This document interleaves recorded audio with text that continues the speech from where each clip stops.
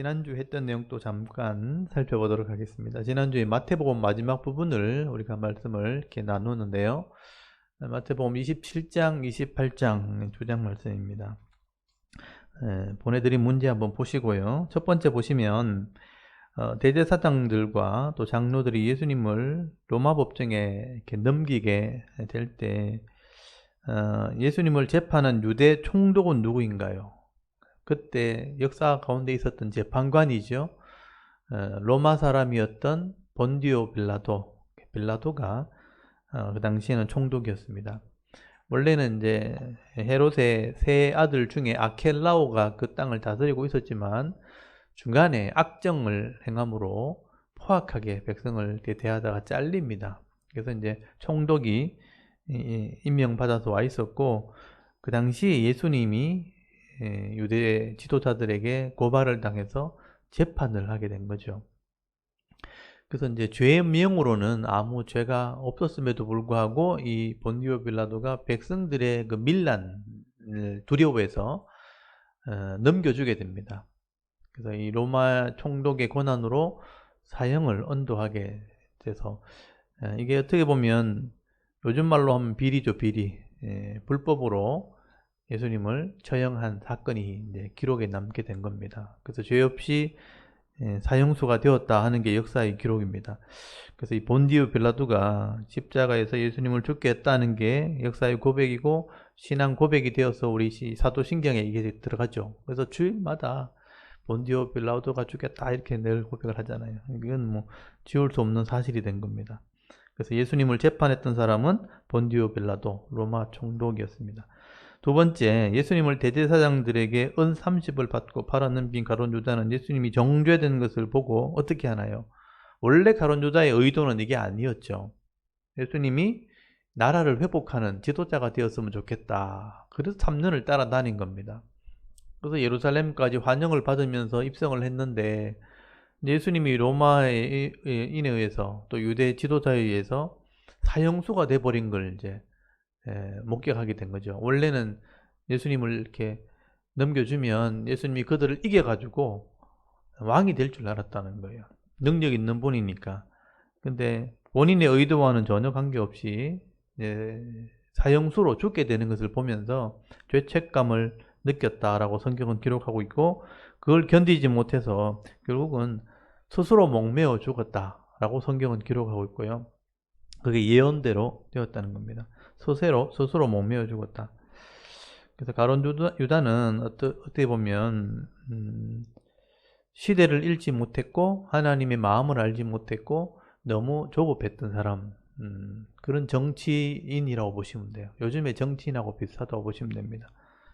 너무 자기 성품을 견디지 못해서 또 자기 신념을 굽히지 못해서 스스로 목숨을 끊는 그런 결말을 가져오게 됩니다. 그 다음에 세 번째, 총독 빌라도는 명절이 되면 죄수 한 사람을 놓아주는 전례가 있기 때문에 바라바라는 죄수와 예수 둘 중에 하나를 놓아주기 위해 사람들에게 묻게 됩니다. 이때 사람들은 누구를 놓아달라고 말하나요? 예수를 십자가에 처형을 하고 바라바를 놓아달라 이렇게 얘기하죠. 그래서 바라바를 놓아줘라. 이제 헤롯 그 당시에 본디오 빌라도는 이제 로마의 재판관으로서 예수님이 죄가 없다는 것을 알고 있었습니다. 왜냐하면 다 조사해봐도 죄가 나오지 않았어요. 증거가 없었어요.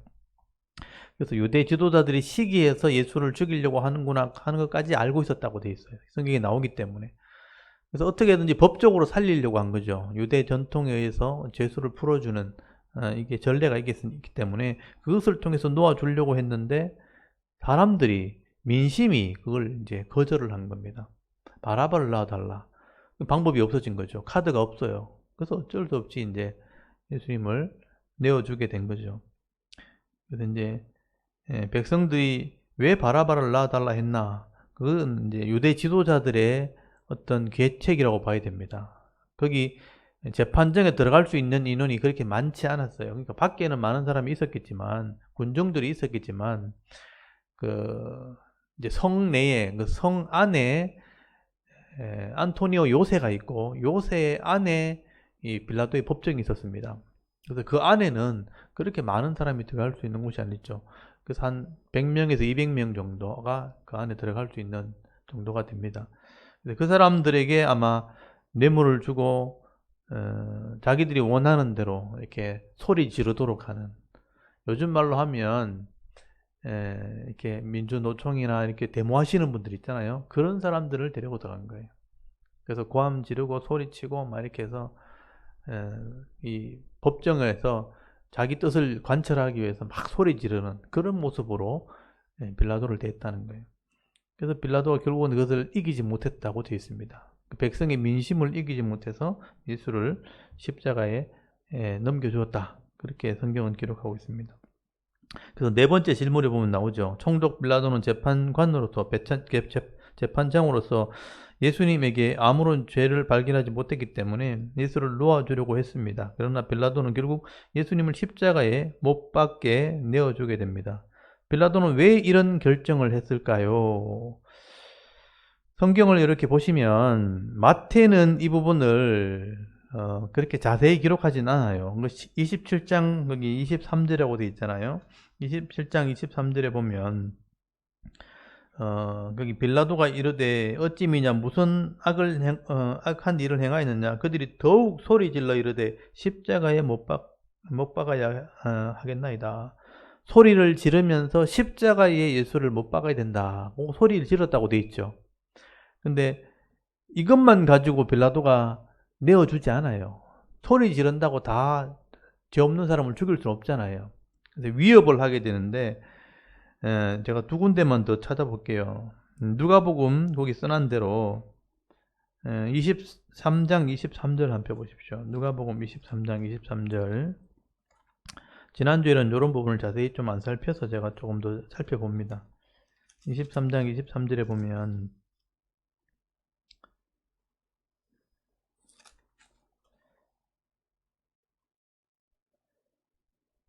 거기 앞쪽에서 쭉 읽어보면 거기 13절부터 이제 빌라도가 대제사장들과 이렇게 만나가지고 합의를 보는 장면이에요. 14절 끝에 보시면 너희가 고발하는 일에 대하여 이 사람에게 죄를 찾지 못했다. 법적으로는 죄가 없어요, 예수님이. 그들이 고발했던 그 명목 하에는 죄가 없는 거죠. 그래서 여기 16절에 보면 그러므로 때려서 놓겠노라. 그냥 채찍만 몇 대 때려서 내가 풀어줄 거다. 이렇게 얘기하니까 반대를 하죠. 그래서 거기 18절에 일제히 무리가 소리 질렀다. 바라바를 넣어달라. 소리 지르게 되죠. 그리고 20절에 빌라도가 예수를 놓고자 하여 다시 그들에게 말했다. 그냥 놓아주려고 또 협상을 시도했는데 21절에 또 소리 지르면서 십자가에 못 박으라 그러고, 그리고 22절에 세 번째 빌라도가 말하되 이 사람은 무슨 악한 일을 하였느냐. 나는 그에게 죽일 죄를 찾지 못하였으니 때려서 놓으리라. 세 번째 지금 놓아주겠다 얘기하죠. 그러니까 지금 그 새벽에 계속 협상을 하는 거죠. 놓아주겠다 하는데 계속 사람들은 소리 지르면서 안 된다. 예수를 죽여라 이렇게 한 거죠. 그래서 23절에 결론적으로 그들이 큰 소리로 대적하여 십자가에 못 박기를 구하니 그들의 소리가 이긴지라. 이에 빌라도가 그들이 구하는 대로 하기로 언도했다라고 되어 있잖아요. 그러니까 빌라도는 어떻게든지 최대한 놓아주려고 막 애를 쓴 거예요. 근데 소리가 그를 이겼다는 표현 나오죠. 군중들이 막 소리를 지르고 있는데 그 소리의 이 본문의 내용은 십자가에 못 박아야 된다는 거예요. 근데 조금 더 구체적으로 들어가면 요한복음 19장 12절에 한번 찾아보시죠. 요한복음 결정적으로는 사실은 이것 때문에 놓아준 겁니다. 요한복음 19장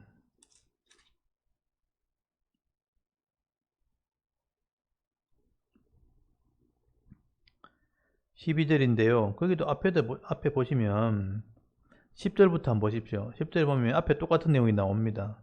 빌라도가 이르되 내가 내게 말하지 아니하느냐.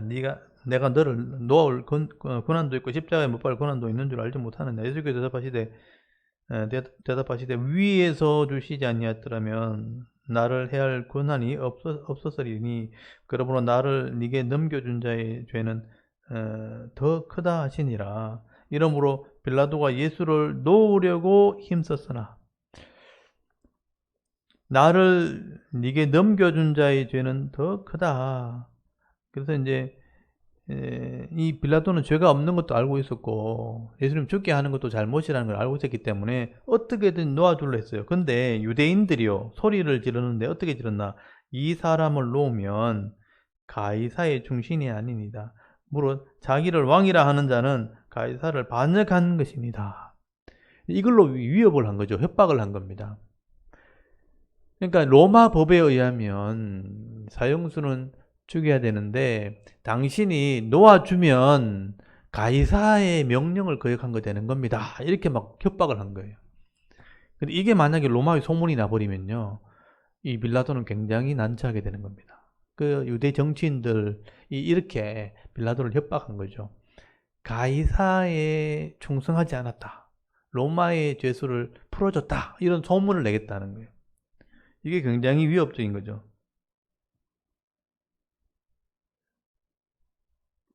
그리고 이제 15절에 보시면요. 그들이 소리 지르되 없이 하소서 없이 하소서 그를 십자가에 못 박게 하소서. 빌라도가 이르되 내가 너희 왕을 십자가에 못 박으랴. 대제사장들이 대답하되 가이사 외에는 우리에게 왕이 없나이다 하니 이에 예수를 십자가에 못 박도록 그들이 넘겼다. 대제사장이 종교 지도자들이고 유대 정치인들입니다. 당신 그렇게 놓아주면 황제에게 고발할 겁니다. 이렇게 한 거예요. 완전히. 우리에겐 황제는 가이사밖에 없습니다. 근데 빌라도가 놓아주겠다 하니까 거의 협박을 한 겁니다. 사실 이 말 듣고 놓아준 거예요. 빌라도도 이제 빠져나갈 방법이 없었거든요. 그러니까 십자가에 못 박으라고 소리치기도 했지만 이제 결정적으로는 빌라도를 협박을 한 겁니다. 네가 황제에게 충성하지 않게 되는 거다. 우리가 고발할 거다. 막 이런 식으로 위협을 했다는 거죠. 이런 소리들 때문에 정치적으로 이제 협상이 된 겁니다. 그래서 놓아주게 되었다. 그래서 예수님은 죄 없이 채찍에 맞으셨고, 죄 없이 고난을 당하셨고, 죄 없이 죽으신 거예요. 그래서 이 이사야서 53장의 예언이 이루어진 겁니다. 그가 채찍에 맞음으로 우리가 나음을 입고, 그가 고난을 당함으로 우리가 구원을 받게 되었다. 십자가의 죽음으로 우리의 죄값을 지불하게 되었다. 그 하나님의 계획이 이루어지게 된 것이죠. 그래서 이 빌라도가 이렇게 재판관으로서 놓아주려고 했지만 결국은 백성들과 그 유대 지도자들 때문에 협박 때문에 그 소리가 이기는 바람에 놓아주게 되었다 할 때 그 소리에는 이런 내용들이 있었다는 것들 보시면 될 것 같습니다. 그때 정치나 지금 정치나 똑같습니다. 하는 것은 서로 약점을 잡아가지고 위협하고 그거 숨기기 위해서 막 이렇게 하고 그것도 덜추어내가지고 조사하고 그래서 또 숙청당하고 그렇게 세상이 일을 해나가는 겁니다. 그러니까 계속 바뀌죠. 지도자는 계속 바뀝니다. 그러나 진리, 옳음, 의를 따라가는 사람들은 이름이 항상 남아있게 되는 거죠. 그래서 예수님이 의롭게 죽으셨잖아요. 그래서 예수님 이름이 지금도 남아있는 겁니다. 그래서 이런 소리를 백성들이 지르겠다. 그런 내용들을 조금 살펴봤고요. 그 다음에 5번째 보시면 예수님은 먼저 채찍에 맞으시면서 큰 상처를 입게 되었고 십자가의 형태를 들고 형장까지 가실 때 몇 번이나 쓰러지게 됩니다. 이때 예수님을 대신해서 십자가를 지고 간 사람은 누구인가요? 구레네 시몬이죠. 흑인이었던 아프리카 출신이었던 시몬입니다. 구레네라는 곳이 아프리카입니다. 그래서 아프리카 출신 시몬이 십자가의 형태를 지고 십자가까지 그 골고다까지 가게 되었다라고 기록을 하고 있고 나중에 보면 이 시몬의 아들들이 나중에 초대교회의 지도자들이 됩니다. 예수를 믿게 되었고 예수님을 이해하게 된 거죠. 예수님을 믿게 되었고 나중에 초대교회 지도자들이 되었다는 것을 흔적을 찾을 수가 있게 됩니다. 그 다음 6번에 보시면 예수님께서 십자가에 못 박으실 때 머리 위에 붙이는 죄패에는 무엇이라고 기록을 했나요? 특별한 죄명이 없어요. 뭐 살인이라든지 강도라든지 이런 게 죄명이 없어요. 그래서 자칭 스스로 유대인의 왕이라고 했다. 이게 죄명입니다. 그래서 이 유대인들을 이제 폭동 또는 반란을 일으키는 주동자였다. 이런 의미예요. 유대인의 왕은 분명히 본디오 빌라도가 있었고 그다음에 헤롯 안디바가 있었고 헤롯 빌립이 있었거든요. 유대인의 지도자가 있었음에도 불구하고 예수가 유대인의 왕이 되려고 했다라는 죄명이라고 된 거죠. 그래서 자칭 유대인의 왕. 그게 예수님의 죄명이 된 겁니다. 그 다음 7번째, 예수님이 십자가에 못 박히실 때 두 강도도 같이 십자가에 못 박히게 되는데, 한편 강도는 예수님을 비난하고 욕했지만 한편 강도는 나를 기억해달라고 고백을 하게 됩니다. 이때 예수님께서 이 예수를 믿은 강도에게 무엇이라고 말씀하나요? 이게 참 위로의 말씀이었죠. 누가복음 23장 43절, 이거는 마태복음에는 안 나와요. 누가복음에 누가가 조사해서 기록을 하는 거예요. 그래서 이 한편 강도, 누가복음 23장 43절, 거기 보시면 예수님이 하신 말씀, 위로의 죽기 직전에 이 말씀을 하신 거죠. 예수께서 이르시되 내가 진실로 네게 이르노니 오늘 네가 나와 함께 낙원에 있으리라. 보통 십자가에 사형을 당하는 사람들은 채찍을 맞고 이제 거기 사형틀에 매달려서 죽거든요.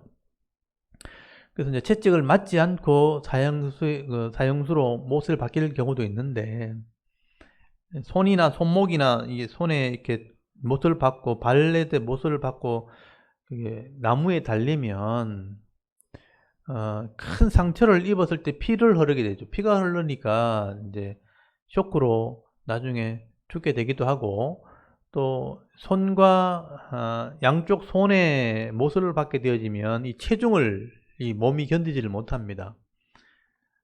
과학자들이 그렇게 연구를 해봤다 그래요. 양쪽 손을 못을 고정시켜버리면, 묶든지 못을 박아버리면 체중이 밑으로 떨어지기 때문에 이 갈비뼈가 이제 쪼그러들면서 숨을 못 쉬어서 죽는다 그래요. 이걸 올려야 숨을 쉬는데 쳐져버리면 숨을 못 쉬어요.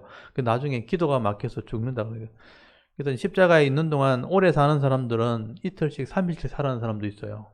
네, 근데 이제 예수님은 채찍을 너무 많이 맞으셨기 때문에 이미 많은 출혈을 했고 이미 많은 상처를 입은 상태이기 때문에, 그러니까 오전 9시에 채찍을 맞으셔가지고 오후 3시에 돌아가셨거든요.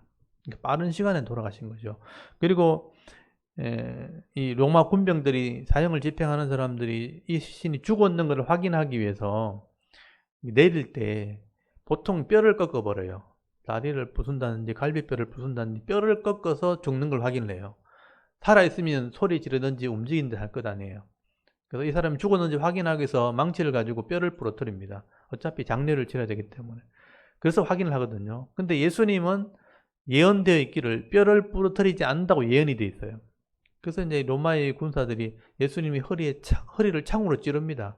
매달리는 상태에서 죽었는지 확인해서 허리를 찔렀을 때 물과 피가 쏟아졌다고 되어 있고 죽은 게 확인이 돼서 그때 이제 장례를 치르게 되거든요. 그래서 이제 예수님이 3시에, 오후 3시에, 그러니까 9시니까 우리나라 시간으로 오후 3시에 돌아가셨단 말이에요. 그러니까 이 사형수 되었던 이 강도 두 사람은 9시에 같이 십자가에 못 박혀가지고 아마 빨리 죽었으면 예수님보다 먼저 죽을 수도 있는데, 제 생각에는 예수님보다 빨리 죽진 않았을 거예요. 그러니까 예수님이 죽고 난 뒤에 뼈를 부러뜨려 죽든지 마지막에 이제 장례를 치르기 위해서 일찍 죽인다고, 죽였을 때 같이 죽었을 겁니다. 그러니까 오후 3시 이후에는 죽었다고 봐야 돼요. 왜냐하면 그 오후 3시 이후 6시쯤 되면 그날이 6월절이 시작이었기 때문에 그 전에 일단 빨리 철을 했어야 되거든요. 그러니까 오후 6시 이전에 죽여야 되는 거예요. 그래야 장례를 빨리 치르고 해야 6월절이 시작되기 때문에, 6월절 시작되면 아무것도 못해요. 그래서 이제 그 3시간 전에 다 죽어야 된단 말이죠. 그러니까 이 강도는 그날 예수님이 오후 3시에 죽을 때 같은 거의 비슷한 시간에 죽었다고 봐야 되는 거죠. 그 죽음 직전에 이런 고백을 한 거죠. 이 강도라는 사람은 뭐 어떻게 살았는지 기록되어 있지 않지만 마지막에는 강도라는 게 사람을 상해한다는데 죽였을 때 강도가 되잖아요. 물건을 혼자 그런 도둑질이잖아요. 근데 사람을 죽였기 때문에 강도가 됐단 말이에요. 그러니까 포악한 삶을 살았지만 마음으로는 예수님을 믿은 거예요. 그래서 이제 예수님한테 가서 당신의 나라가 있는 것을 내가 믿기 때문에 당신이 가는 곳에 나도 있었으면 좋겠습니다 라고 고백을 했단 말이에요. 그 믿음을 보시고 예수님께서 그럼 네가 오늘 죽을 거다. 나와 함께 낙원에 있게 될 것이다. 그 강도는 죽으면서도 내 생각에 미소를 짓지 않았을까? 웃기죠? 그 십자가에 막 이렇게 고통스럽게 죽으면서도 나 죽으면 지금 바로 낙원에 가네, 이렇게. 죽으면 바로 천국 가네, 이렇게 생각했을 거 아니에요. 평생은 이제 험악하게 살았을지라도 그 마지막 순간에는 행복한 죽음을 맞았을 거라. 참 이게 강도 입장에서는 참 행복한 죽음이죠. 말이 좀 안 맞는 얘기지만 죽음은 참 괴로운 건데 행복한 죽음, 이게 참 특이한 사건이죠. 이렇게 될 수 있다는 것을 보여주시는 한 사건이 한쪽에 있는 강도 사건입니다. 그래서 오른편에 왼편에 강도가 못 박혔다고 되어 있거든, 성경에는요. 이 사람이 오른쪽 사람인지 왼쪽 사람인지 몰라요. 그렇죠? 어느 쪽인지 모르지만 한쪽에 있는 사람이라고 되어 있으니까 이 한쪽에 있는 이 강도는 예수님과 함께 낙원에 가게 되었다. 낙원은 종말이 오기 전에 예수 믿고 죽은 자들이 가는 곳이 낙원입니다. 그리고 불신자들이 예수 믿기 전에 예수 믿지 않고 죽어서 가는 곳을 엄부라 그럽니다. 근데 예수님이 마지막에 오시면 종말에 모든 걸 심판하시면 낙원도 엄부도 없어지는 거예요. 그리고 새하늘과 새 땅이고 그다음 불못으로 끝나는 겁니다. 그래서 이미 죽은 불신자들 엄부에서 끄집어내고 이미 죽은 낙원에 있는 사람들은 예수님 변화되어 만나고, 그래서 함께 마지막에는 심판을 받으면 성도들은 새하늘과 새 땅, 불신자들은 불못에 들어가게 되는 거죠. 그래서 지금 이 강도는 아직 종말이 오지 않았기 때문에 낙원에 지금 있겠죠. 그래서 거기서 안식을 누린다고 되어 있습니다. 쉼을 누리고 안식을 누리고 있는 겁니다. 그래서 우리가 이 마지막에 이렇게 죽기 직전에 예수님을 믿고 신앙 고백하면 좋겠지만, 마지막에 죽음을 우리가 인식할 수도 있겠지만 인식할 수 없이 죽을 사람도 있잖아요. 그렇다면 언제 죽을지 모르잖아요. 그렇다면 우리가 생각이 있고 인식이 있을 때 예수를 알고 믿는 것이 지혜로운 겁니다. 이 땅에 있는 동안. 그래서 이 땅에 있는 동안 예수 믿고, 어차피 이 땅에는 참 고통이 있고 슬픔이 있는 곳이지만 위로받으면서 살아가는 게 그게 더 지혜롭지 않을까. 제대로 인식을 못하고 험악한 인생을 살면서 나중에 죽을 준비도 없이 그냥 바로 죽어버리면 진짜 더 이상 구제할 방법이 없잖아요. 이 한편 강도는 참 행복한 사람인데 이렇게 될 수도 있다는 것을 여러분 기억하시고, 마지막에 희망을 잃지 않고 예수를 믿는 그 신앙 고백을 바로 할 수 있는 사람이 되면 좋겠죠. 그래서 그런 희망이 있다는 것도 기억하시면 좋겠습니다. 그래서 한편 강도 얘기는 누가가 자세히 기록하고 있다는 것도 기억하면 좋겠고요. 그때 누가복음 할 때 또 자세히 설명을 드리겠습니다. 그 다음 8번째 보시면 예수님께서 십자가에 못 박히시고 제9시쯤 되었을 때 예수님께서 크게 소리를 질렀다고 말씀합니다. 무엇이라고 소리를 질렀을까요? 마태복음 27장 46절에 보면 엘리 엘리 라마 사박다니 라고 소리 질렀다고 되어 있어요. 엘리 엘리라는 말은 히브리 말인데 이게 시편 22편의 1절에 있는 말씀을 인용한 거예요. 여러분 거기 시편 1편 22편 한 펴보세요. 시편 22편. 시편 22편이 예수님의 고난을 예언한 시입니다.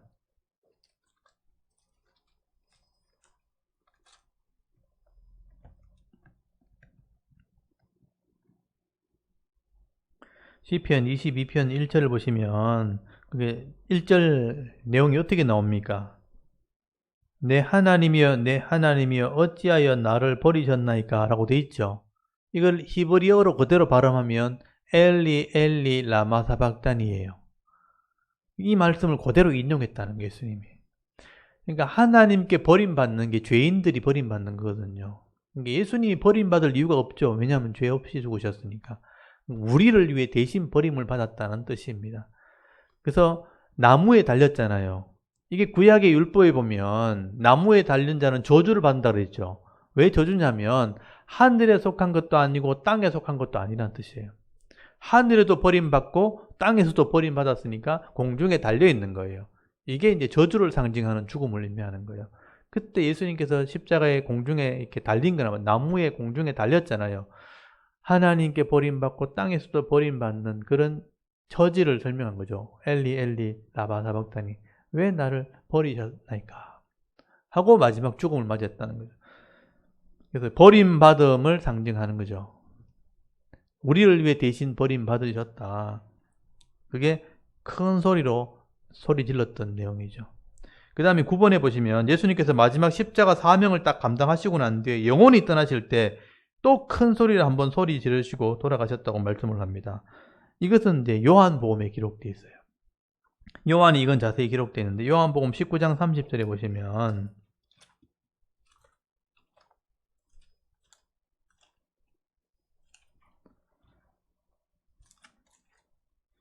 요한복음 19장 30절에 예수께서 신포도주를 마신 후에 이르시되 다 이루었다 하시고 머리를 숙이니 영혼이 떠나가시니라 이렇게 되어 있죠.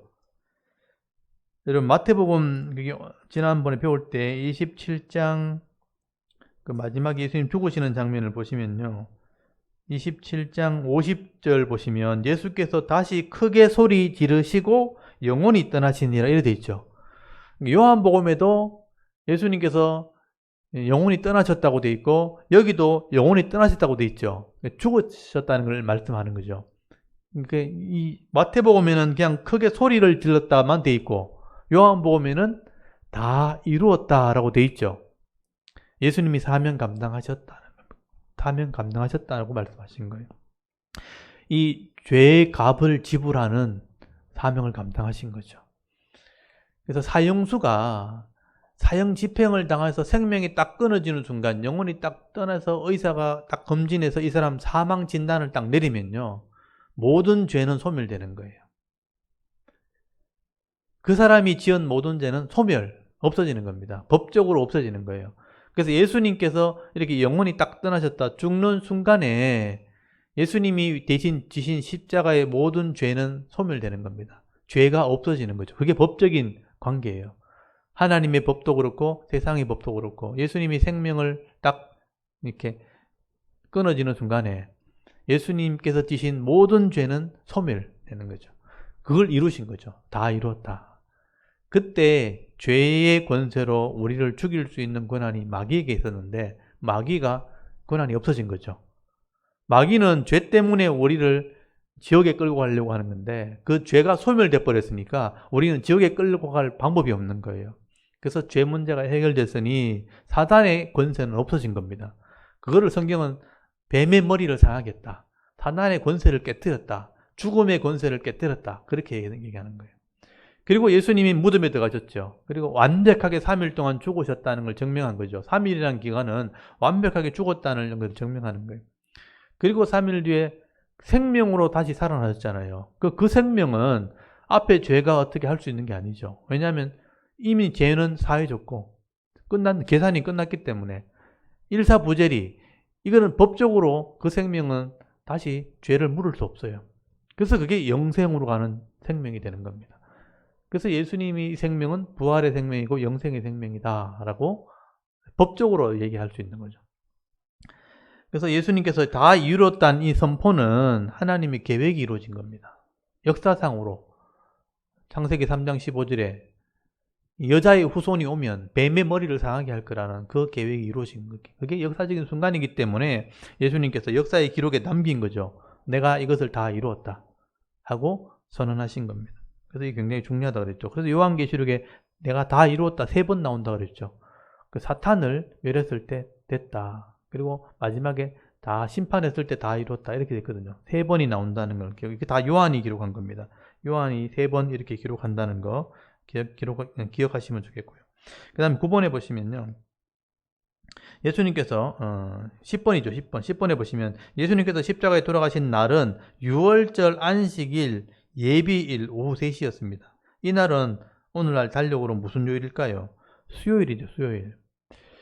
그래서 지난주에 이거 제가 설명할 때 목요일이라고 제가 설명을 드렸거든요. 이게 이제 제가 실수한 건데 원래는 수요일이에요. 그러니까 우리가 보통 알고 있기는 예수님이 금요일날 십자가에 죽은 걸로 우리가 알고 있거든요. 기독교에서 대부분 그 성금요일, 거룩한 금요일, 예수님 돌아가신 금요일날 알고 있죠. 대부분 그렇게 얘기하죠. 목요일날 선택하셔가지고 금요일 돌아가셨다. 그러면 이제 부활의 날짜와 맞지 않는 거죠. 그래서 이제 안식일이 토요일이 안식일일 경우에는 금요일이 예비일이거든요. 그 예비일날 돌아가셔가지고 안식일을 준비하고 그래 금요일 저녁부터 토요일 저녁까지가 안식일은 원래. 근데 이 그 주간, 예수님이 돌아가시는 그 주간에는 이 일반적인 안식일 외에 유월절 안식일이 있었다는 거예요. 그게 겹쳐져 있었거든요. 그 유월절이 목요일이었어요. 그러니까 수요일 날 저녁부터 목요일 저녁까지가 유월절 안식일입니다. 유월절입니다. 그래서 수요일 날 오후 3시에 돌아가셔야지만 수요일 밤 다음 날 목요일 낮, 금요일 밤, 목요일 밤, 금요일 낮, 그래서 이틀 밤낮이 되죠. 3일째 토요일이 되는 거죠. 토요일 오후 돼야 안식일이 이제 끝나는 거죠. 그럼 토요일 오후에, 이후에 부활하신 거거든요. 그래야 성경에 예언된 대로 3일이 되는 것이고, 이틀 밤낮이 되는 거예요. 그래서 그 예언이 이루어지고 성취되는 겁니다.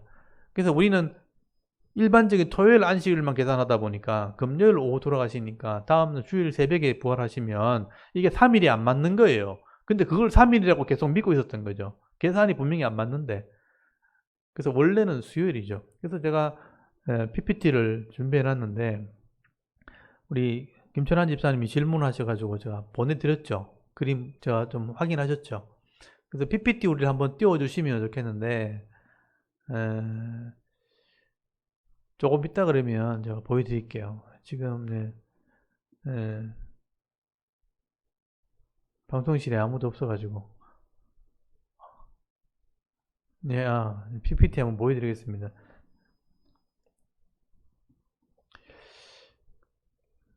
제가 부활주일날 우리 교회에서 설교할 때 이렇게 성도들한테 늘 이걸 설명하고 가르쳐 드립니다. 처음에는 이게 헷갈리고 어려워서 잘 몰라요. 그래서 이제 우리 성도님들은 이걸 좀 이제 인식을 하셨는데 우리 처음 보시는 분들은 잘 모르실 수 있어요. 이게 이제 유대인들이 보는 이제 유대식 달력, 요거는 현대 우리가 보는 현대 달력입니다. 넘겨주시면 좋겠네요.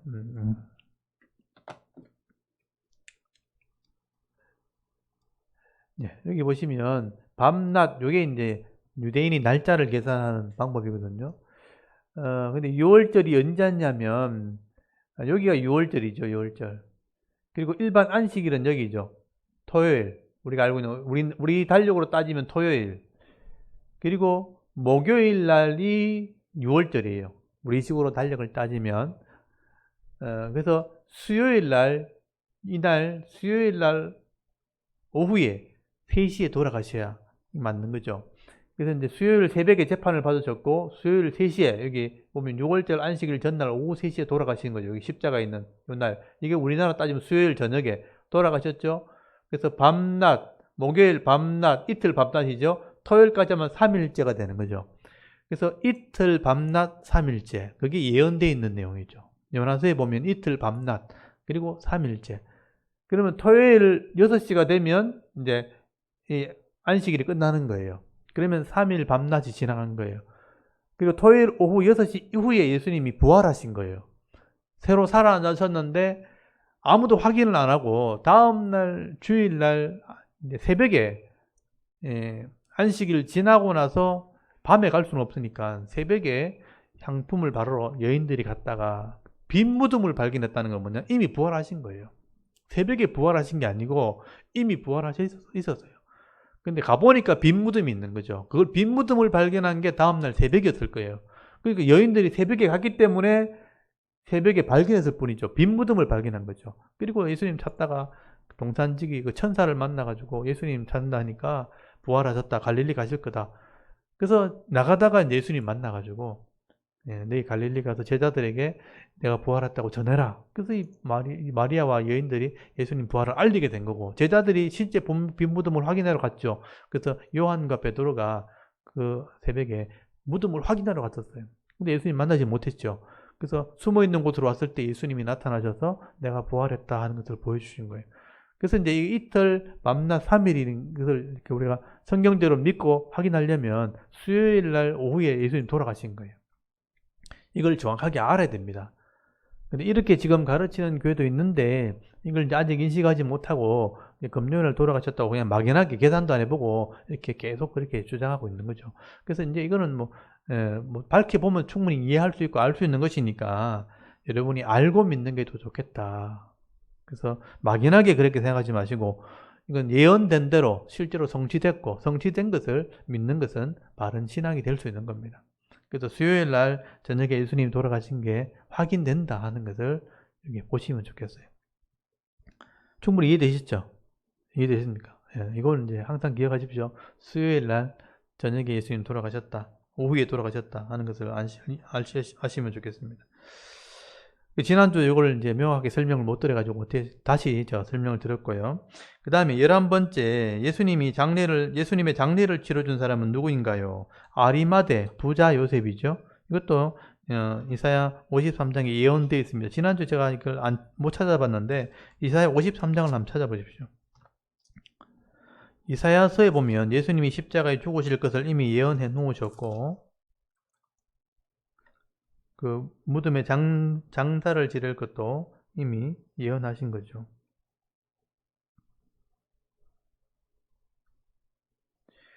이사야 53장이 이제 고난받는 메시아에 대한 예언이거든요. 그래서 거기 보면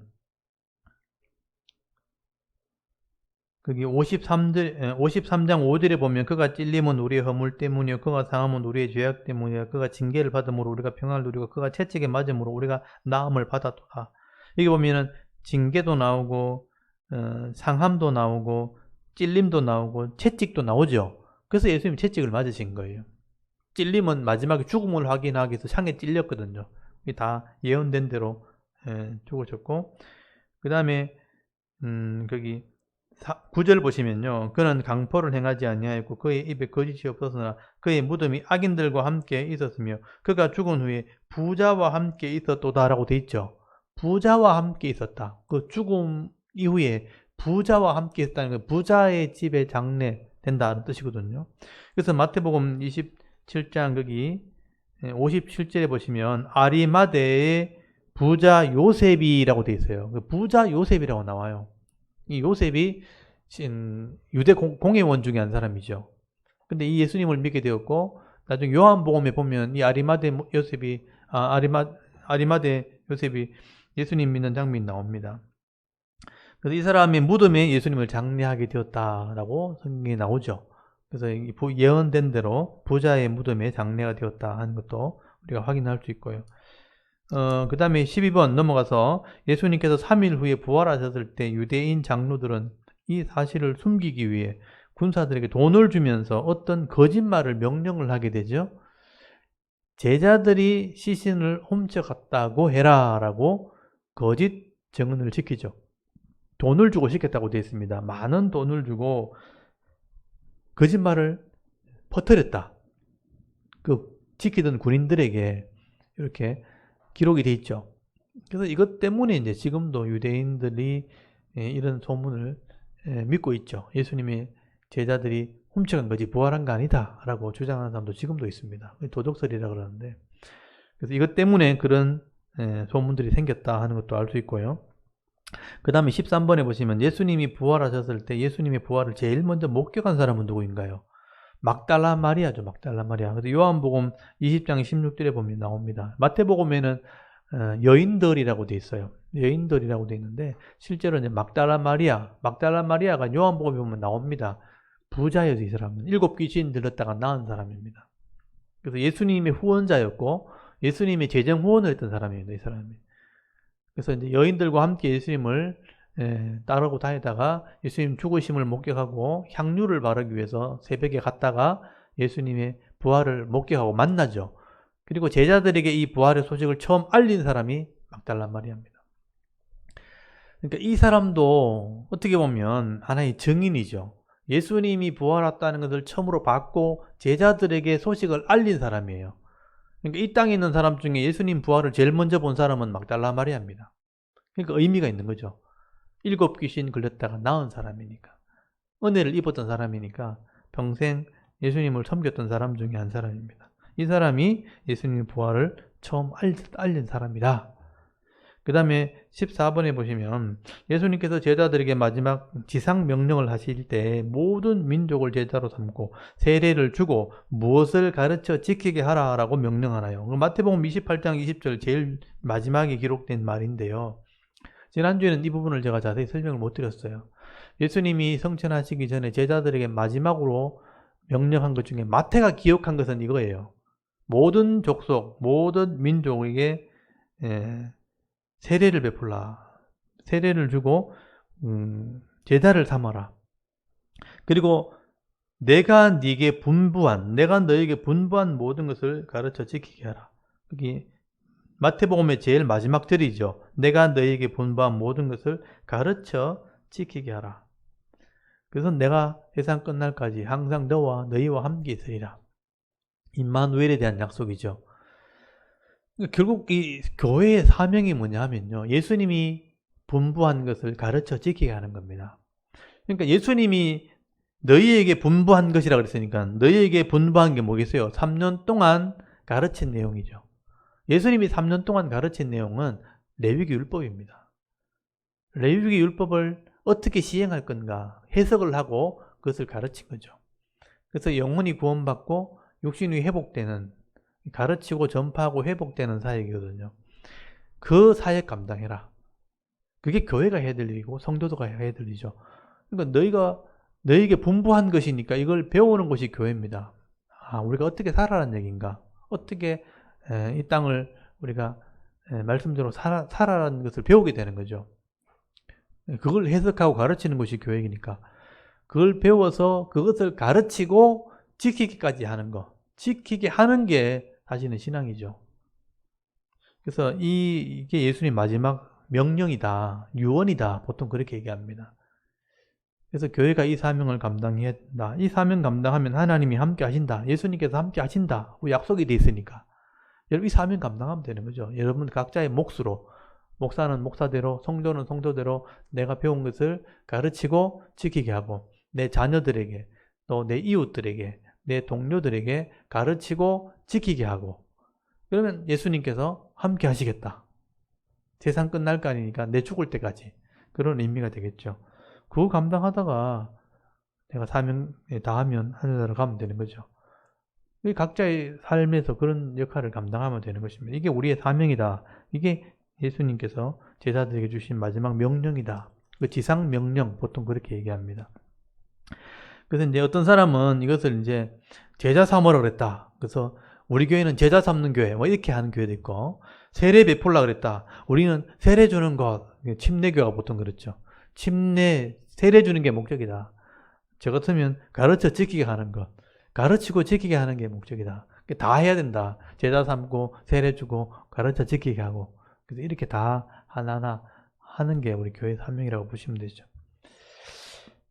여기까지 하고 마태복음이 이제 끝났고요. 이제 마가복음 오늘 배울 텐데 족보 빨리 또 정리하고 마가복음 오늘 배워보도록 하겠습니다. 아담의 10대손, 아담에서부터 노아까지 아담, 셋, 에노스, 게난, 마할랄렐, 야렛, 에녹, 무두셀라, 라멕, 노아. 그래서 아담 이후에 여자의 후손이 끊어지지 않고 이어지게 됩니다. 그래서 노아 때 홍수로 심판을 받게 되고 다 죽었지만 셈, 함, 야벳 중에 예수님 족보에 들어간 사람이 나오죠. 믿음의 사람 셈입니다. 셈. 그래서 셈의 10대 손까지 아브라함까지 10명이 성경에 나오죠. 창세기 5장에 셈, 아르박삿, 셀라, 에벨, 벨렉, 르, 수룽, 나홀, 데라, 아브람. 아브람이 하나님 부름을 받고 언약을 하게 되죠. 땅과 자손, 후손들, 나라를 주겠다는 약속을 하게 되고 이 아브람을 통해서 이스라엘이 나오게 된 겁니다. 그래서 아브람, 이삭, 야곱의 12아들 중에 그 다음에 유다가 예수님 족보에 들어가요. 그래서 유다의 족보가 되는 거죠. 그래서 야곱의 아들은 이스라엘 나라가 되고 그 속에 유다의 아들을 통해서 예수님이 태어나게 되는 거죠. 그래서 유대인이 된 겁니다. 그래서 유다, 베레스, 헤스론, 람, 아미나답, 나손, 살몬, 보아스, 오벳, 이세, 다윗이 태어나고 나라의 왕이 되고 하나님과 언약한 나라가 되죠. 그리고 솔로몬 때 선교를 하게 됩니다. 그래서 영광을 드러냈는데 근데 이제 이 솔로몬이 우상을 섬기는 바람에 나라가 둘로 나눠지고 힘을 가지고 물질을 따라갔던 10지파가 망하는 실패의 모델이 나옵니다. 그게 10지파. 이 솔로몬의 부하였던 여로보암에서부터 호세아까지 19명입니다. 그래서 여로보암, 나답, 금송아지 섬기는 바람에 반역을 당하죠. 바하사, 엘라 또 반역을 당하고 시므리 또 반역을 당하고 그다음에 오므리 우상을 섬기죠. 아합, 아하시야, 여호람 우상을 섬기다 망합니다. 예후가 다 죽이죠. 예후가 하나님 말씀대로 이 아합의 집을 다 심판할 때 4명의 아들이 나오죠. 요아스, 여로보암, 미세, 스가랴. 근데 물질 때문에 망합니다. 반역을 당하죠. 살롬이 다 죽이고 왕이 되고, 그다음 므나헴 또 반역하죠. 또 부가히야가 아들인데 베가가 또 반역하죠. 또 호세아가 반역을 합니다. 그래서 반역으로 다 망하고 아수르에서 망해서 혼혈 족속이 되고 없어집니다. 그 다음에 솔로몬의 아들 르호보암, 아비암까지는 악을 행하죠. 르호보암, 아비암, 그 다음에 아사가 개혁을 합니다. 근데 다리에 병들어 실패하고, 그 다음에 요사밭이 2번째 개혁을 합니다. 근데 이제 아합의 딸 데리고 와서 며느리 삼는 바람에 4명이 타락을 하죠. 아들 4명이 다 타락을 합니다. 그래서 요람, 아하시야, 그 다음에 아달랴는 이제 중간에 6년 만에 죽고, 요아스, 아마샤 4명이 타락하고요. 그 다음에 우시야가 3번째 개혁을 합니다. 근데 문둥병 걸려 죽어요. 요담, 그 다음에 아하스, 그 다음에 히스기야가 4번째 개혁을 하는데 15년 더 사는 바람에 교만해서 타락하고요. 므낫세가 나라를 망칩니다. 그래서 아몬, 그 다음에 요시야가 일꾼을 키우는 개혁을 하고 5번째죠. 요아하스가 애굽에 잡혀가 죽고, 요야김 1차 포로, 요야긴 2차 포로, 시드기야 3차 포로에서 586년에 이스라엘이 망합니다. 그리고 포로되어 잡혀가죠. 그래서 요야긴만 잡혀갑니다. 여기서부터 예수님이 오시게 되죠. 14대 후에. 요야긴을 여고냐라 그러고요. 마태복음에서는 여고냐, 스알디엘, 수르바벨, 그 다음에 아비옷, 엘리야김, 아소로, 사독, 아킴, 엘리옷, 엘라살, mat단, 야곱, 그 다음 예수님이 태어나서 예수님이 여자의 후손으로 이 속죄하는 사역을 이루시게 되고 부활하시고 승천하시죠. 성령이 오셔서 이걸 믿게 해서 하나님 백성 돼서 이방인이 다 구원받는 역사가 있고, 마지막에 유대인이 돌아오면 심판하시겠다는 거예요. 더 이상 돌아올 사람이 없으면 내가 이 죄 문제를 완전히 심판하겠다. 그게 성경의 이야기입니다. 그게 역사라는 과정을 통해서 이루어지게 되는 거죠. 그래서 우리는 역사를 보면서 하나님 구원 계획을 믿을 수 있어야 되고, 이 구원 계획 속에 우리가 어떤 삶을 살아야 될지를 배우게 되는 겁니다. 그래서 이런 과정을 다 이해해야지만 바른 믿음을 가질 수 있는 거예요. 그래서 막연하게 믿어도 안 되고요. 부분적으로 믿어도 안 됩니다. 전체를 다 이해하고 믿어야 됩니다. 그래서 우리가 시간이 걸리더라도 전체를 다 배우고 또 부분적으로도 세밀하게 배우게 되는 거죠. 자, 오늘은 이제 마가복음을 시작하도록 하겠습니다. 여러분 마가복음을 다 펴놓으시고요. 마가복음은 마가라는 사람이 기록을 한 책입니다. 마가. 그래서 마가는 잘 알려져 있지 않죠. 왜냐하면 12제자가 아니기 때문에. 바나바의 조카로 알려져 있어요. 바나바의 생질이고 바나바의 조카입니다. 이 마가가 실제로 마가복음에는 마가의 다락방으로 알려져 있고요. 예루살렘 성 바로 밑에 부자들이 사는 동네가 있어요. 그 동네에, 그러니까 성 안에 사는 사람들은 주로 이제 관직에 있는 사람들, 또 정치인 사람들이고, 실제로는 바깥에 주변에 잘 사는 사람들이 사는 동네가 따로 있습니다. 거기에 마가가 살았어요. 부유층에 있었죠. 그래서 예수님은 베다니라는 그 납병 환자촌에 주로 거하시면서 예루살렘을 왔다 갔다 하셨고, 실제 갈릴리에서 사역을 했기 때문에 한 번씩 명절 되면 예루살렘에 내려오시고, 오시면 가난한 동네 베다니에 갔었어요. 그리고 가난한 자들만 함께 있었던 게 아니고 부자 동네에 가서 함께 식사를 하시고 하신단 말이에요. 그게 마가입니다. 그래서 이제 이 마가의 다락방을 빌려서 마지막 성찬식을 하는 장면이 나오죠. 그래서 마가는 굉장히 부유층 사람이고 또 고위층에 있는 그런 사람 중에 한 사람이었다고 볼 수가 있습니다. 근데 이 마가가 실제로 등장하는 것은 사도행전에 바울이 선교여행을 떠날 때 마가를 데리고 1차 선교여행을 떠나는 장면에 등장하게 됩니다.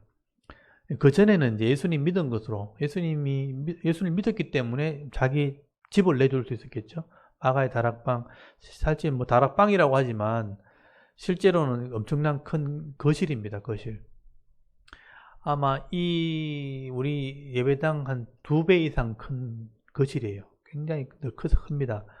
그 큰 공간에서 예수님이 성찬식을 하시고 그렇게 했던 곳인데, 굉장히 저택을 가지고 있었다고 보시면 돼요. 주거 공간 위에 있는 공간이라서 다락방이라고 보통 표현하지만 굉장히 큰 저택을 가지고 있었습니다. 근데 그런 마가가 예수님 살아계실 때는 예수를 믿었기 때문에 바울과 함께 선교 여행을 처음 떠나게 되었고, 중간에 이제 바울과 자기 삼촌이죠. 그러니까 바나바의 조카였기 때문에 바나바와 함께 선교 여행을 처음 떠났었다가 아시아로, 그러니까 실루기아에서 안디옥에서 출발해서 이제 시리아 안디옥에서 실루기아에서 배를 타고 구브로에 갔다가 구브로에서 이제 아시아로 넘어가는, 그 아시아로 건너가는 거기서 이제 돌아오게 되는, 그래서 중간에 이 마가는 선교 여행을 다 마치지 못하고 돌아오게 되는 그 장면이 기록이 되어 있는 것을 보게 되죠.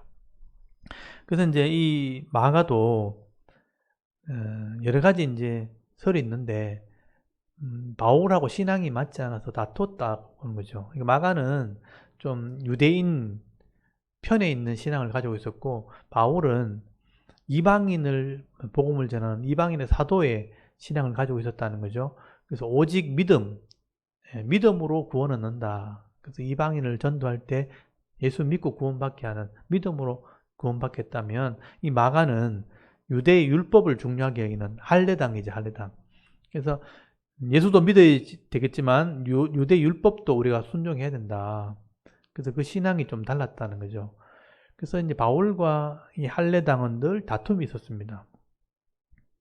예수 믿고 난 뒤에 또 하나님 말씀을 가르치는 사역으로 계속 가야 되는데, 그냥 예수 믿는 것으로 끝내버리면 안 되기 때문에 가르치는 사역을 해야 되거든요. 그래서 사도 바울이 처음에는 예수를 믿게만 하고 그냥 다 지나갔었어요. 교회를 세우고. 근데 문제가 생기니까 나중에 가르치는 사역을 하게 됩니다. 그래서 나중에는 그게 좀 이렇게 이해가 되어서 마가를 이해할 수 있었던 것 같아요. 초기에는 마가하고 다퉜다는 거죠. 신앙이 좀 맞지 않았기 때문에 다퉜기 때문에, 이 바나바라는 사람은 굉장히 온유한 사람이고 온순한 사람이라서 다툼을 이렇게 많이 하지 않아요. 근데 이제 2차 선교 여행을 떠날 때 마가를 데려가는 문제 때문에 바울과 바나바도 다투게 되죠. 그래서 이제 바나바 같은 사람은 좀 온순한 사람이라서 좀 많이 들어주고 이해해주는 편인데, 마가는 그렇지 않았다는 거예요. 그래서 바울과 굉장히 부딪혔을 가능성이 있고, 또 이 마가는 바울하고 다툴 만큼 굉장히 이제 신앙이 있는 사람이죠. 그래서 예수님의 복음서를 기록할 정도라면 예수님에 대한 것을 굉장히 많이 알고 있었다는 것을 알 수 있습니다. 예수님에 대한 것도 많이 알고 있었고, 성경에 대한 것도 많이 알고 있었고, 또 지도자의 자격을 가지고 있었기 때문에 바울하고 견줄 만큼, 바울하고 다툴 만큼 그만큼 신앙이 있었다는 거죠. 그러니까 12제자가 아니기 때문에 잘 드러나지 않아서 그렇지, 마가는 굉장한 신앙을 가지고 있었던 사람 중에 한 사람입니다. 그래서 이제 이 마가가 기록한 이 복음서가 학자들이 얘기할 때 제일 먼저 기록한 복음서라고 알려져 있습니다. 예수님의 어떤 사역을 제일 먼저 기록한 사람이 마가예요. 그래서 마가복음이 4복음서 중에서는 제일 먼저 기록됐을 거라. 그래서 제일 먼저 이 마가복음이 기록되었고, 그 마가복음을 기초로 해서 그런 자료를 참고해서 마태복음이나 누가복음이 기록될 것이라고 보는 겁니다.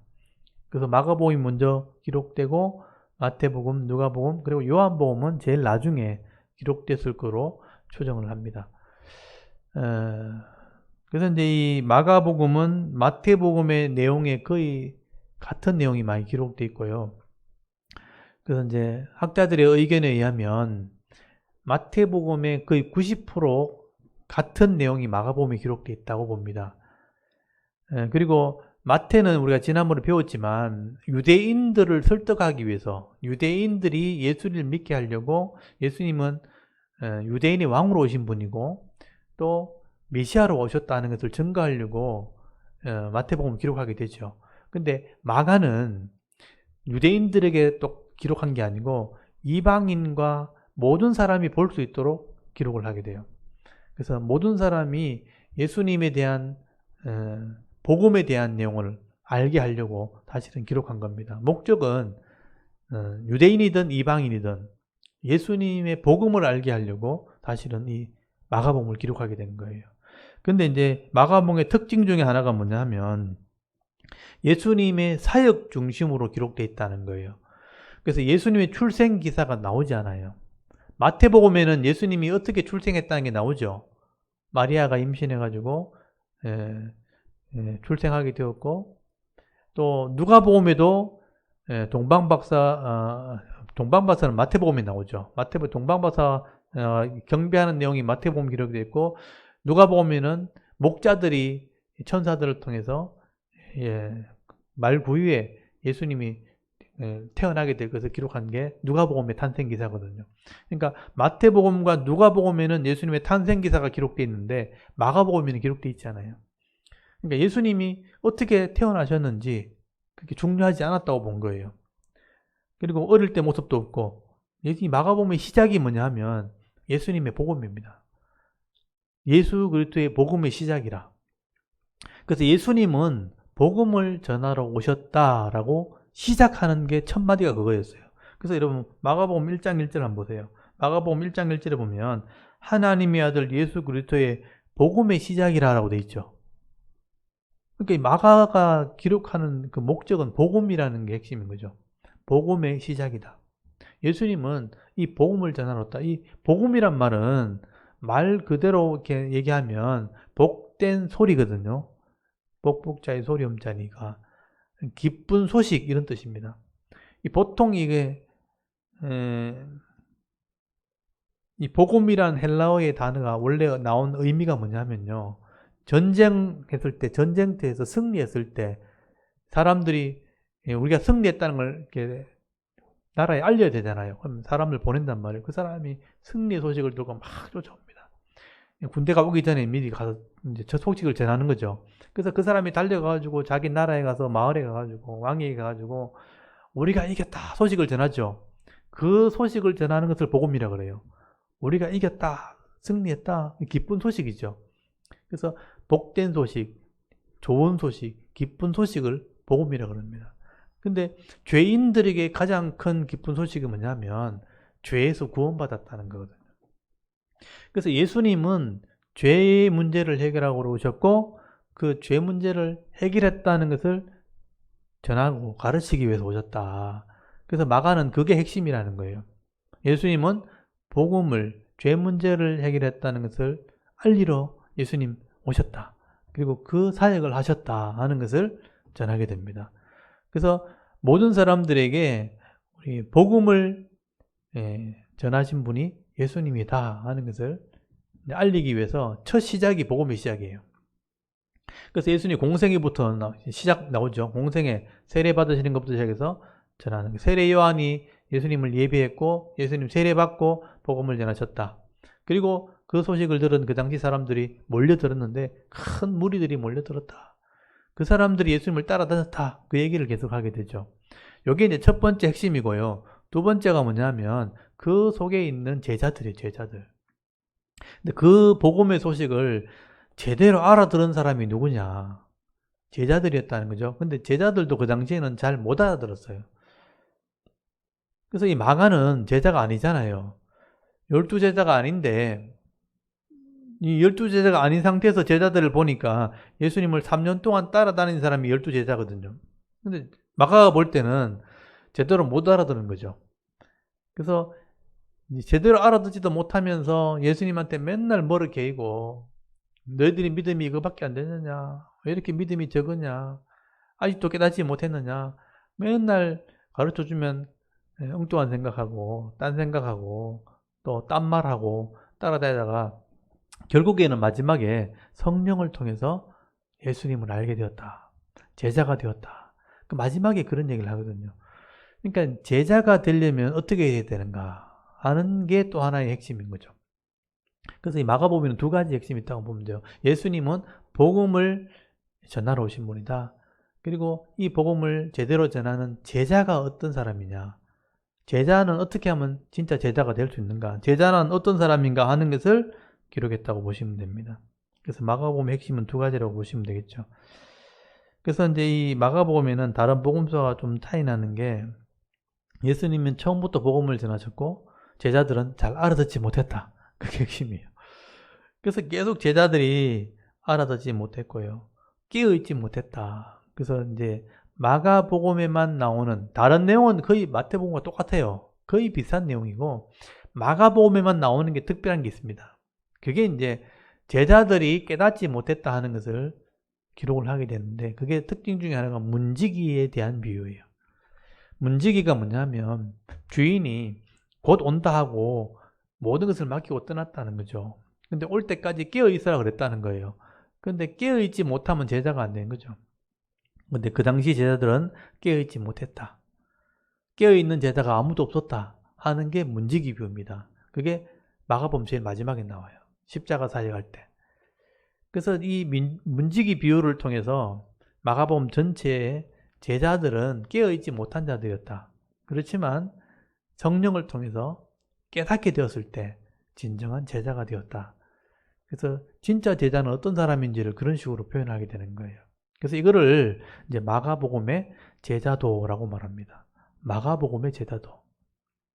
마가가 얘기하는 제자는 어떤 제자인가 하는 것을 이제 그 비유를 통해서 나타냈다고 보는 거예요. 이게 다른 복음서는 안 나옵니다. 그래서 이제 이 비유를 이제 마지막에 설명을 하게 되는 거예요. 그래서 이제 내용이 다른 복음서와 내용은 똑같죠. 사실은 예수님 사역은 똑같잖아요. 관점도 비슷하고. 그래서 마가는 마태복음과 거의 90%가 같다고 보시면 돼요. 그렇지만 그 중에 나오는 어떤 마가의 특별한 어떤 표현들은 이런 내용이 있다는 것을 이제 염두에 두고 보시면 돼요. 그래서 이제 마태복음을 보고 마가복음을 읽어보면 거의 내용이 같아요. 순서만 이렇게 바뀌어 있어요. 앞에 있던 게 뒤에 있고 뒤에 있던 게 앞에 있고. 그래서 마가는 특별하게 정리를 해서 기록한 것이고 또 마가는 있는 그대로 이제 나열을 하는데 조금 다르게 정리가 되어 있을 뿐이죠. 그렇지만 그 내용 속에는 이런 내용들이 있는 겁니다. 예수님은 죄 문제를 해결하고 오신 분이고 제자들은 잘 알아듣지 못했다. 그것만 잘 염두에 두면 비슷한 내용이지만 조금 이제 관점을 마가의 관점을 좀 찾을 수가 있게 될 것입니다. 이 정도 하면 마가복음 대충 분위기 아시겠죠? 이런 분위기로 마가가 기록을 했다는 겁니다. 그래서 오늘 시간 되는 내에 일단 한 장씩 한번 또 살펴보도록 할게요. 먼저 1장을 보시면 좀 특이합니다. 예수님은 복음을 이제 시작하셨다. 그걸로 시작되는 거죠. 그래서 이것만 해도 이제 마가복음의 큰 특징이죠. 마가복음 1장 1절 하나님의 아들 예수 그리스도의 복음의 시작이라. 복음의 시작이란 말이 참 특이하잖아요. 다른 복음서에 없는 시작입니다. 이게 마태복음은 족보로 시작하고 누가복음은 그 왕들의 이름들을 쭉 이렇게 역사적인 상황을 설명하고 또 요한은 예수님이 어떤 분인가 철학적으로 설명을 하거든요. 이건 나중에 따로 배우시면 되고. 근데 이제 마가만 복음의 시작이다 이렇게 시작을 합니다. 그리고 2절에 선지자 이사야의 글에 하면서 시작하죠. 그러니까 세례 요한이 예언됐다는 거죠. 예수님이 오시기 전에 세례 요한이 예수님을 예비하러 왔다. 그게 이제 이사야서 40장에 나오는 예언을 인용한 거죠. 보라, 내가 내 사자를 네 앞에 보낸다. 이 내 사자가 바로 세례 요한을 의미하는 겁니다. 3절에 광야에 외치는 자의 소리가 있다. 유대 광야에서 회개를 외쳤거든요. 그 외치는 자의 소리가 나타날 거다. 그게 세례 요한이죠. 그래서 기록된 것 같이 그 4절에 보시면 세례 요한이 하죠. 세례 요한을 소개하는 겁니다. 세례 요한은 이사야에 예언된 대로 주를 예비하러 왔고 예비한 하나님의 일꾼이었고 광야에 외치는 자였다. 뭘 외쳤는가? 광야에서 이르러 죄 사함을 받으라 하는 회개의 세례를 전파했다. 원래 유대인들은 죄를 지으면요 성전을 찾아가서 속죄제를 드려야 됩니다. 근데 이 세례 요한이 갑자기 요단강에서 나타나가지고 그 유대 광야 밑에 내려가면 이제 요단강이 있으니까 요단강에서 세례를 베풀었다는 말이에요. 회개하는 자들에게는 세례를 베풀었다. 죄 사함을 받게 하는 회개의 세례를 베풀었다. 이게 특이한 사건인 거죠. 유대인들이 볼 때는 특이한 거예요. 왜냐하면 죄를 지면 성전으로 가야지 이렇게 보통 생각하는데 요단강으로 가는 거예요. 세례를 베푸르고. 회개하면, 여러분, 회개하려면 뭐가 있어야 되냐면 기준이 있어야 되죠. 뭐가 잘못된지 알아야 될 거 아니에요. 그럼 말씀이 있어야 되겠죠. 세례 요한은 이 사역을 한 사람이에요. 그래서 세례 요한이 어디서 나왔는가? 보통 이제 에센파라고, 지금도 가면 유대 광야에 가면 사해 바로 옆에 에센파가 살았던 동네가 있습니다. 유적으로 남아 있어요. 거기서 이 특별한 공동체예요. 그 사람들은 흰 옷만 입었고요. 아침에 일어나면 새벽 기도를 하고 하루 종일 성경을 이렇게 기록을 합니다. 성경 기록을 하고 낭독을 하고, 그래서 두루마리 성경을 기록해서 구약 사본, 원본을 뺏겨 쓰는 거죠. 그래서 전해온 사본을 계속 뺏겨 쓰는 일을 하고 묵상하고 기도하는 그 공동체가 에센파입니다. 그 에센파의 일원으로서 거기 살았다는 거예요. 그리고 이 사람들이 동굴 속에 이런 성경 사본을 숨겨놨기 때문에 그 나중에 이것이 발견되었을 때 이걸 사해 사본이라고 그래요. 사해 바로 옆에 있는 곳에서 발견됐기 때문에 동굴 속에서 이 사본을 발견하게 되거든요. 이 에센파는 매일마다 우리식으로 말하면 목욕을 하는 거예요. 정결 예식이라 그래가지고 물이 이렇게 있으면 물 속에 들어갔다가 자신을 씻어내는 정결 예식을 하게 됩니다. 그게 세례와 같은 거예요. 이게 이제 이스라엘이 바벨론 포로 갔을 때 에스라가 만든 겁니다. 에스라가 하나님 율법을 어겨가지고 우리가 망했기 때문에 이 율법을 배워야 된다. 그래서 에스라가 성경을 가르치는 일을 했잖아요. 에스라하고 느헤미야가 와가지고 성전을 짓고 난 뒤에 그 수문학 광장에서 성경 낭독하면서 회개하죠. 그걸 에스라에서 했던 그 훈련을 에센파가 이어받은 거예요. 그리고 지금 세례 요한이 사역할 때하고 에스라가 사역했던 게 거의 400년 가까이 차이 나간단 말이에요. 400년 동안 그 전통을 이어서 온 사람이 에센파인데 그 세례 요한이 그런 사역을 하면서 말씀을 가르치는 사역을 했을 거란 말이에요. 그 성경을 묵상하고 낭독하고 또 기도하고 하면서 거룩한 삶을 살았던 사람들이기 때문에 그 로마의 정부에서 거기서 살아남으려고 죄를 짓고 악을 행하던 사람들이 이 세례 요한이 하나님 말씀을 가르칠 때 잘못됐다는 거예요. 말씀대로 살지 못했다는 거죠. 회개하라고 외친 거잖아요.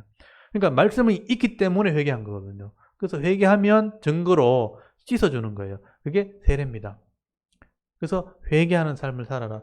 그래서 여기는 자세히 안 나오지만 누가복음에 보면 사람들이 우리는 뭘 회개해야 됩니까? 뭘 회개해야 돼? 이렇게 물어요. 너희들은 이런 죄를 회개해라. 이런 죄를 회개해라. 군인들도 물어보고 막 이렇게 한단 말이에요. 그래서 누가복음에 그런 내용이 나오거든요. 그래서 말씀을 가르쳤기 때문에 회개하는 세례를 전파했다. 그래서 예수님의 사역이 오시기 전에, 예수님 오시기 전에 이런 회개를 할 때 말씀을 깨닫게 되는 것이죠. 그래서 그 사역을 준비하는 사역이라고 보는 겁니다. 그래서 이사야의 예언대로 광야에 회개를 외치는 그런 사역을 하게 되었다. 그래서 5절 한번 보십시오.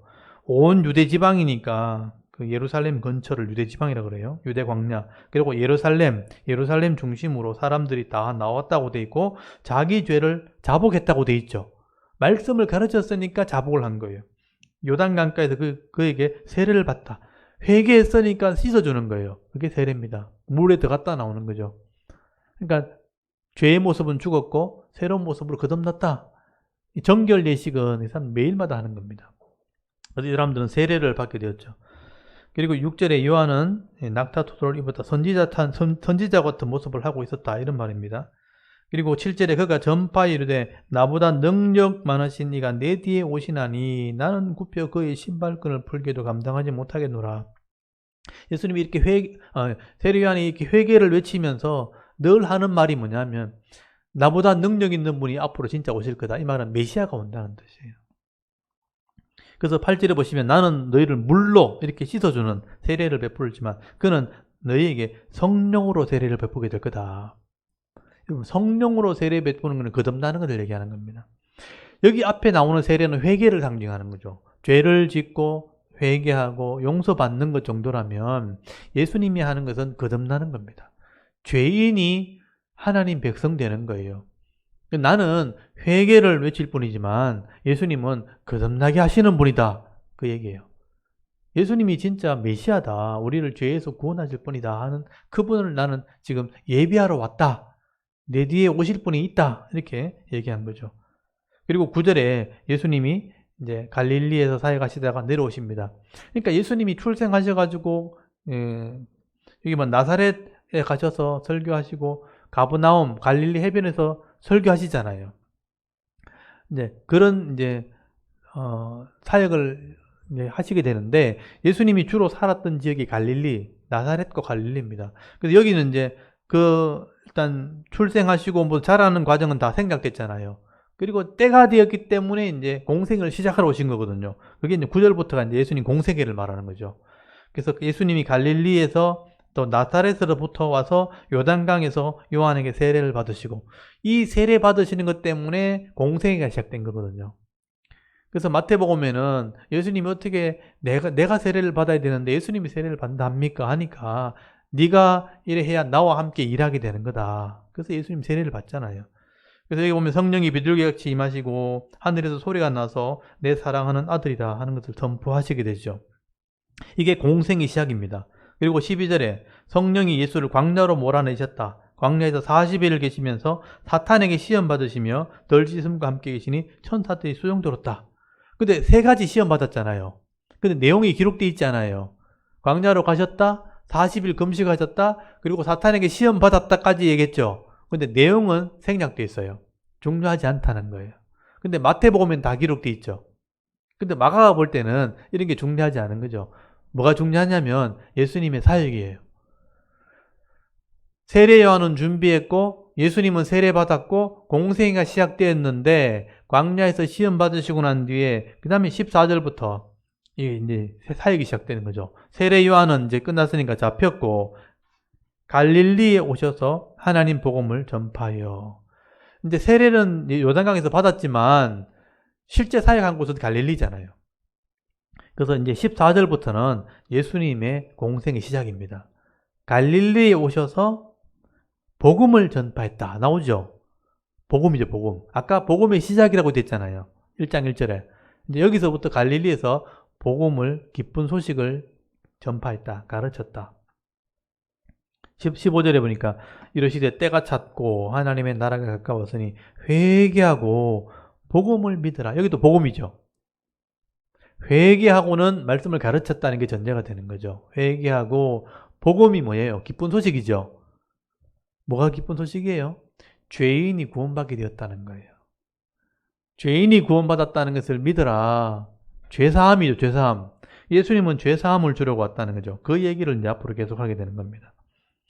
이게 이제 공생의 시작입니다. 그리고 16절에 또 단락이 나눠지죠. 갈릴리 해변에 가시다가 제자를 부르죠.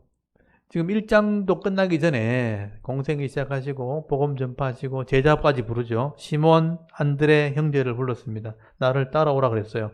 그 다음에 19절에 세베대 아들 야고보와 요한도 부르십니다. 그리고 21절에 가브나움을 동그라미 치시고요. 그러니까 이 예수님이 지역을 알고 있으면, 아까 유대에 내려갔죠. 세례받은 게 요단강이죠. 갈릴리 호수로 돌아오셨고 그 다음에 가브나움이 제2의 고향, 예수님의 사역의 중심입니다. 가브나움이 베드로가 집이 있는 곳이에요. 회당이 있는 곳이죠. 이곳에서 안식일에 회당에서 가르쳤다, 줄을 쳐주고 가르치는 사역을 하죠. 가르치심에 뭘 가르쳤겠어요? 그 당시에는 구약책밖에 없습니다. 율법을 가르친 거죠. 레위기 율법을 가르친 겁니다. 근데 22절 무사람들이 그의 교훈에 논란이, 이는 그가 가르치는 것이 권위 있는 자와 같고 서기관과 같지 아니함이라. 그 당시의 지도자들과 달랐다. 서기관, 바리새인, 어떤 제사장들의 가르침과는 달랐어요. 그냥 성경을 읽는 그런 수준이 아니었어요.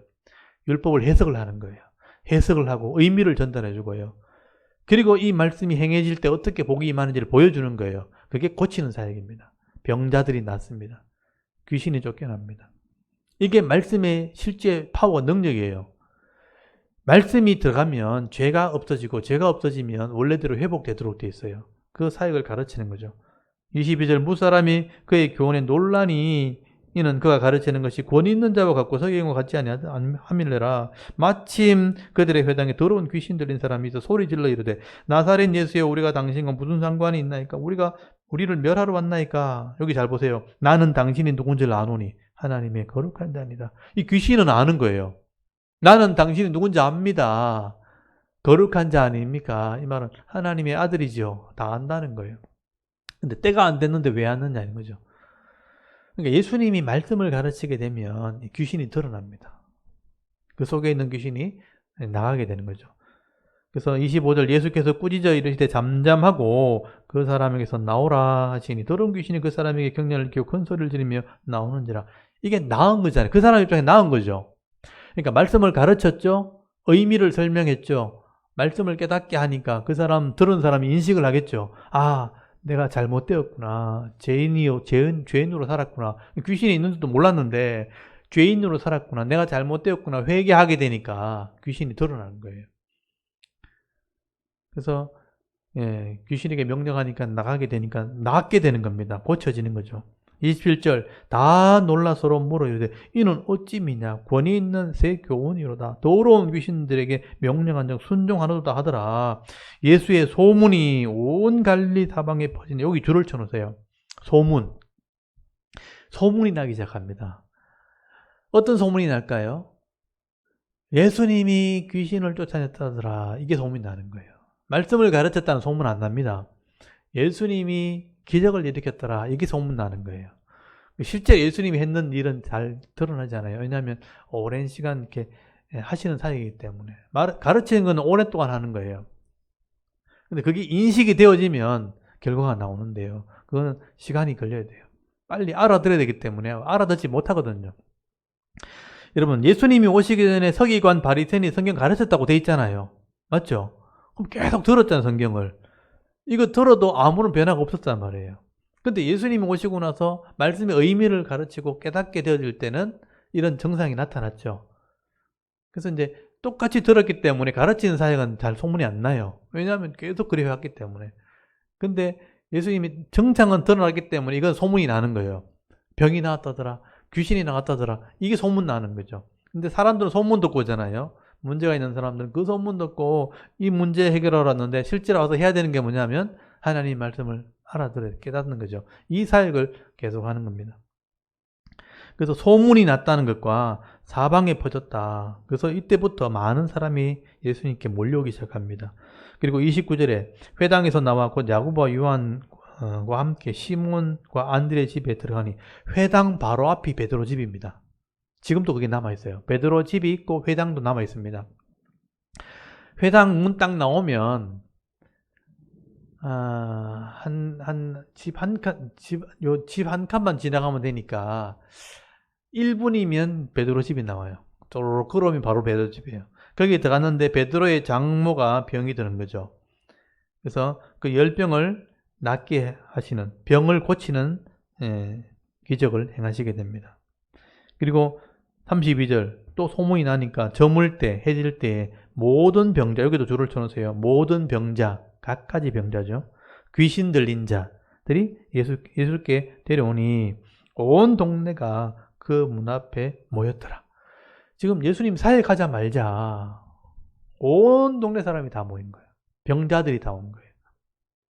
34절에 예수께서 각종 병이 든 많은 사람을 고치시며 많은 귀신을 내쫓으시되 귀신이 자기를 알므로 그 말하는 것을 허락하지 아니하시니라. 귀신은 예수님이 하나님의 아들인 걸 알죠. 근데 하나님의 아들이라고 지금 말해도 아무도 안 믿어요. 그렇게 말해도 아무도 관심을 가지지 않죠. 사실은 어떻게 그걸 가지고 믿을 수 있는 근거가 아무것도 없기 때문에. 근데 그런 말을 해도 안 믿으니까 지금 말하지 말라는 거예요. 때가 아니란 거죠. 그리고 35절에 보시면 새벽 아직도 밝기 전에 예수께서 일어나 나가 한적한 곳으로 가서 거기서 기도하시더니, 요거는 예수님의 습관이죠. 예수님이 사역을 하시면서 개인 경건의 훈련을 계속 하셨다는 거예요. 예수님은 제사장이거든요.